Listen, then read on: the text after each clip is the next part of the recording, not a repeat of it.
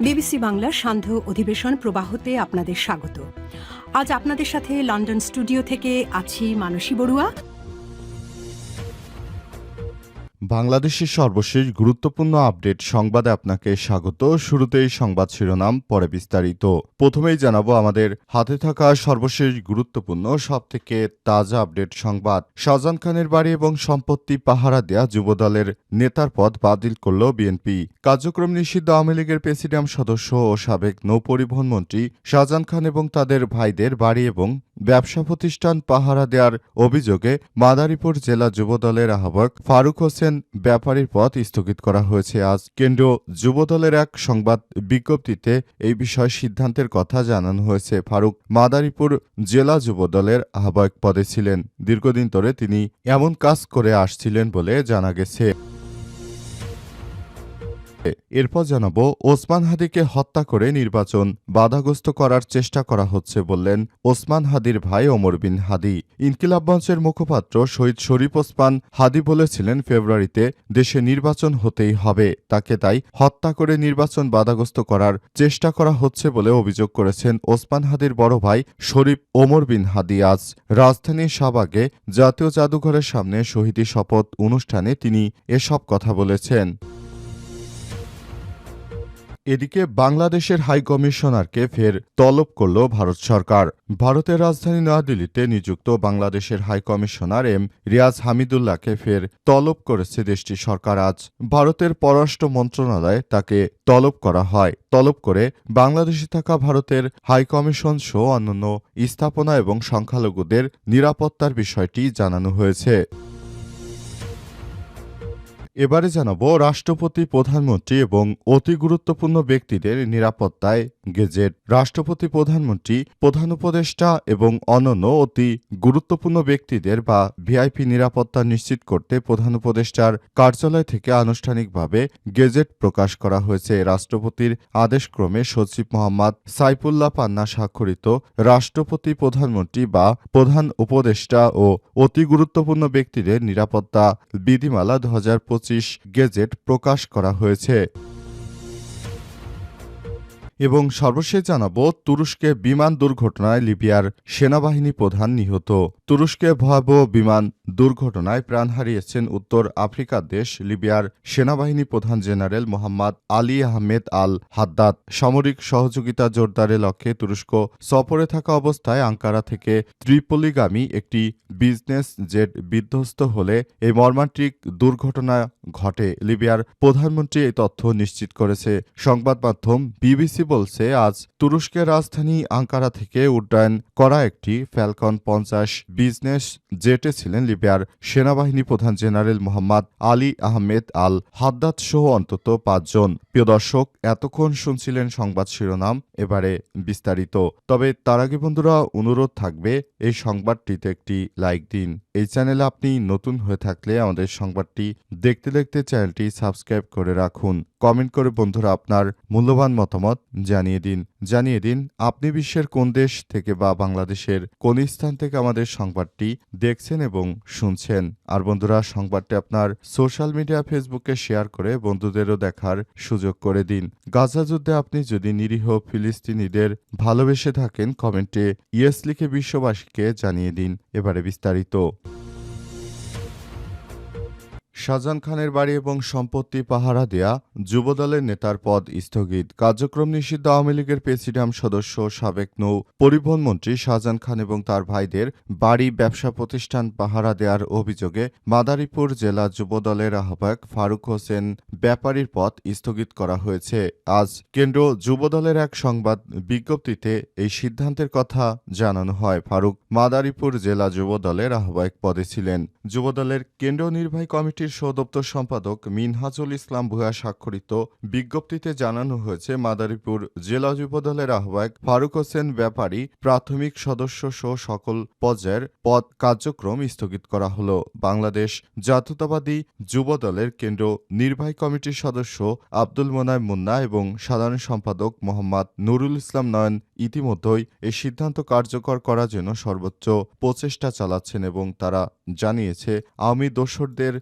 সম্পত্তি বিএনপির নেতা হয়ে তিনি যে পাহারা দিচ্ছেন এটি তার সবথেকে বড় অপরাধ। এই অপরাধে এমন এক অপরাধীকে আমাদের দলে রাখার কোনো কথাই নেই, কারণ তার মতো অপরাধীদের কারণে দীর্ঘ ১৭ বছর ধরে আমাদের নেত্রী বিএনপির চেয়ারপারসন বেগম খালেদা জিয়া তিনি অসুস্থ হয়ে কারাগারে ছিলেন এবং দীর্ঘদিন ধরে আমরা তাকে মুক্ত করতে পারিনি। কিন্তু জীবনের শেষ পর্যায়ে এসে বিএনপির চেয়ারপারসন বেগম খালেদা জিয়া তিনি নতুন বাংলাদেশ গড়ে তোলার ব্যাপারে কাজ করছেন এবং এই ভারত এর অভ্যন্তরে নতুন করে বাংলাদেশের মধ্যে যে সমস্যা সৃষ্টি হচ্ছে এর জন্য পুরোপুরি ওই স্বৈরাচারী সরকার দায়ী। সুতরাং স্বৈরাচারী সরকারকে যারাই সহযোগিতা করছে তাদের ব্যাপারে আমাদের কার্যক্রম আরও বড় ধরনের গতি থাকবে বলে বলা হচ্ছে।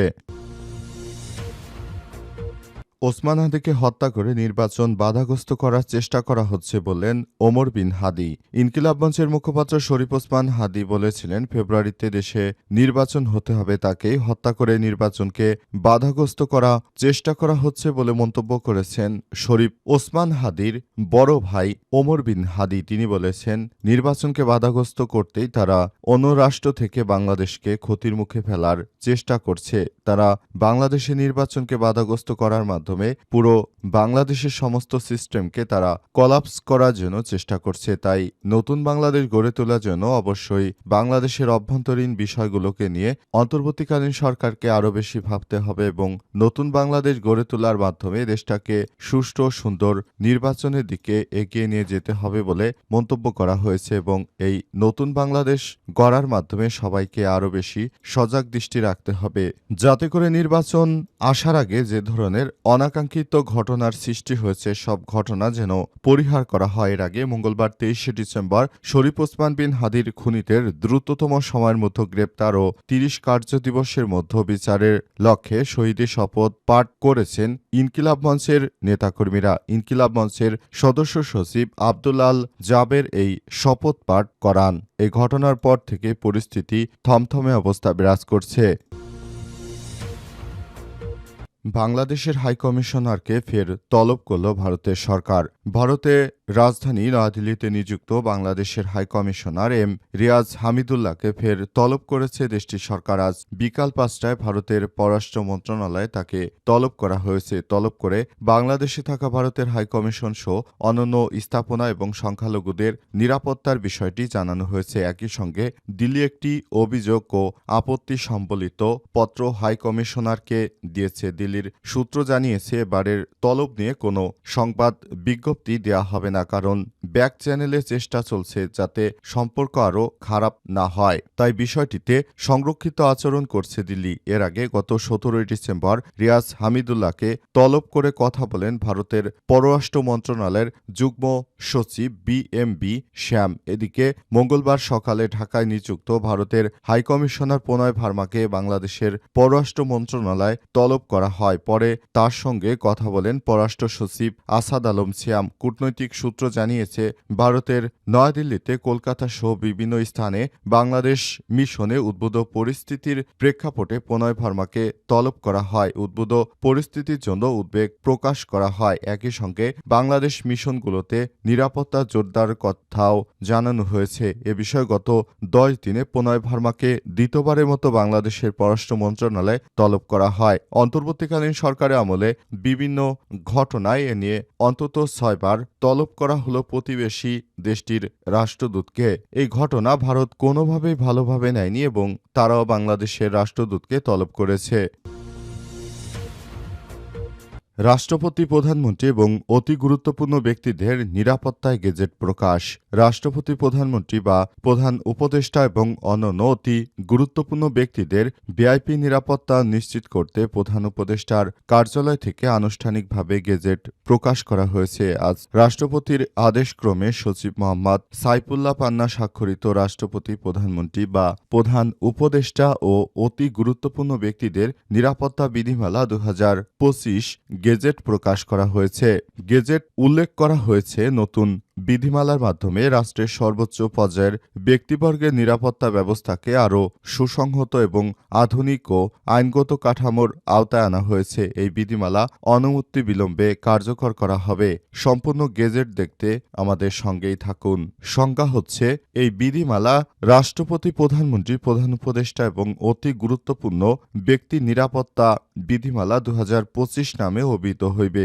2 সংজ্ঞা, বিষয় বা প্রসঙ্গের পরিপন্থী কোনো কিছু না থাকিলে এই বিধিমালায় ক অতি গুরুত্বপূর্ণ ব্যক্তি বা অর্থ আইনের ধারা ক এ সংজ্ঞায়িত অতি গুরুত্বপূর্ণ ব্যক্তি, খ আইন অর্থ বিশেষ নিরাপত্তা বাহিনী, গ বাহিনী অর্থ আইনের ধারা 3 এর অধীনে গঠিত বিশেষ নিরাপত্তা বাহিনী। নিরাপত্তা অর্থ ব্যক্তিবস্তু এবং অন্যের সামগ্রিক নিরাপত্তা।